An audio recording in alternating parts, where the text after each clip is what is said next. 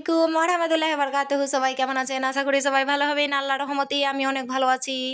তো আজকে আমি একটা অসাধারণ রেসিপি বানাবো, যেটা আমি বাড়িতে মানে যাদের মুখ খারাপ হয়ে গেছে ওই ইফতারিতে খেয়ে খেয়ে চপ খেয়ে খেয়ে, তো এটা আমি চপ বানাচ্ছি। এটা চিকেন চপ বানাবো। তো আপনারা সবাই দেখতে থাকেন। আর আমি প্রথমে চিকেনের তরকারিটা বানিয়ে নিই, কেন কি ইফতারির জন্য সব কিছু রেডি হচ্ছে, তো আমার তাড়াহুড়োর জন্য দেরি হয়ে যাবে। তার জন্য আগে আমি চিকেনটা রান্না করে নিয়েছি, চিকেন কষা করে নামিয়ে নিব, টমেটো দিয়েছি, এগুলো করে নামিয়ে নিব। আর আপনারা সবাই যদি ভালো লাগে লাইক কমেন্ট শেয়ার করতে ভুলবেন না। আর অবশ্যই আপনাদের মতামত জানাবেন যে আপনাদেরকে এই রেসিপিটা কেমন লেগেছে, অবশ্যই জানাবেন। আর এখন রোজার টাইমে প্রত্যেক দিন একই ইফতারিতে চপ খেয়ে বেগুনি খেয়ে মন খারাপ হয়ে যায়, তার জন্যই আজকে এইটা আমি বানাচ্ছি। সো আপনাদের সঙ্গে কথা বলতে বলতে আমার হয়ে গেল রেডি চিকেন রান্না করা। তো এখন আমি শুরু করব চিকেনের চপ বানাবার জন্য। চিকেনের চপ বানাবার জন্য আগে আমি অল্পটা চিকেন নিয়েছি। আপনারা যতটা বানাবেন আইডিয়া করে অতটা নিয়ে নেবেন। আমি অল্পটা নিয়েছি, কেন বাড়িতে এখন খাওয়ার মতন লোক কেউ নাই। আমার মানে শ্বশুর দেওর সবাই বাইরে আছে দোকানে, তো বাড়িতে শুধু আমরা তিনজন আছি, এই জন্যই এইটুকু নিয়েছি।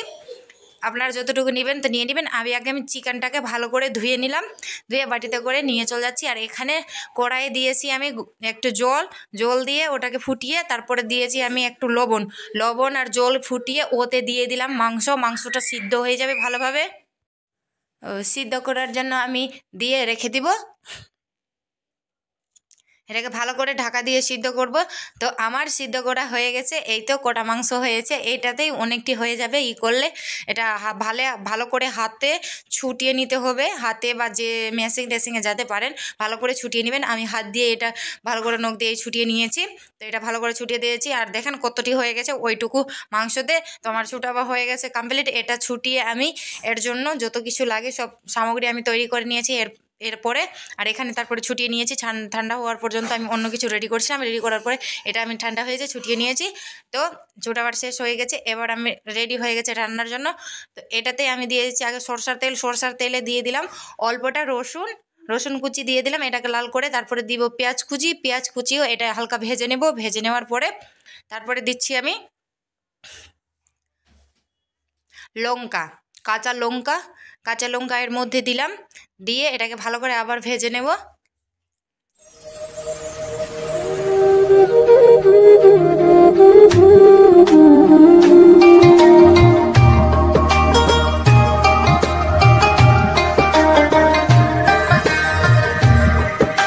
ভাজা হয়ে গেছে। এটা ভাজার পরে এবার আমি দিয়ে দিলাম যেটা মাংসটা রেখেছিলাম আমি কুচি করে, এটা রেখে দিয়েছি। আর আমার তেল মানে কড়াই বেশি ছড়াইনি, তো তার জন্য দিতে দিতে আগে ধরে নিয়েছি। তাই এখন গুঁড়ার মধ্যে দিলাম আমি ধনিয়া গুঁড়া, তারপরে জিরে গুঁড়া, গোলমরিচ গুঁড়া আর হলুদ, আর পরিমাণ মতন লবণ, এটুকু দিয়েছি। কেন কি আমি ঝাল দিচ্ছি না, ঝাল তো আগে অলরেডি দিয়ে দিয়েছি। কাঁচা লঙ্কা আর যেটা আলু দিতে হবে, তো আপনারা সিদ্ধ আলু দিয়ে দিতে পারেন। আমি এখানে চপের জন্য আলু তৈরি করেছিলাম ভেজে, তো সেই আলুটাকেই দিয়ে দিয়েছি। কেন কি এক্সট্রাভাবে আমি আলু করলাম না, বাড়িতে ছিল আমার, তাই জন্য।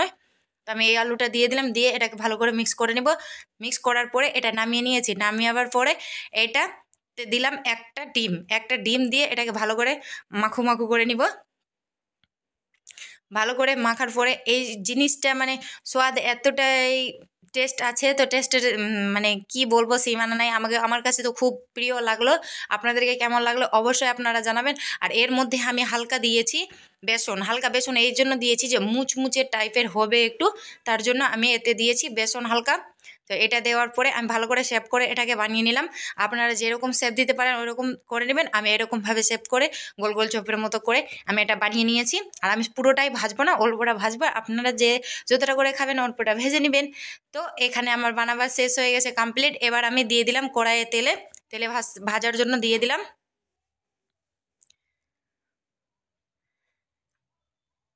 মাশাআল্লাহ, অনেক সুন্দর সুগন্ধ আর অনেক সুন্দর হয়েছে। আমি ভাবিনি যে এত ভালো করে আমি বানাতে পারবো। প্রথমবার আমি ট্রাই করেছি, আপনারা অবশ্যই ট্রাই করে একবার দেখবেন। আর আমার কাছে খুব খুব খুব সুন্দর লাগলো। আর ভিতরেটাও যে আমি করে ভেঙে দেখলাম, খুবই সুন্দর হয়েছে। আর সুগন্ধটাও অনেক ভালো, ইফতারের টাইমে খেয়ে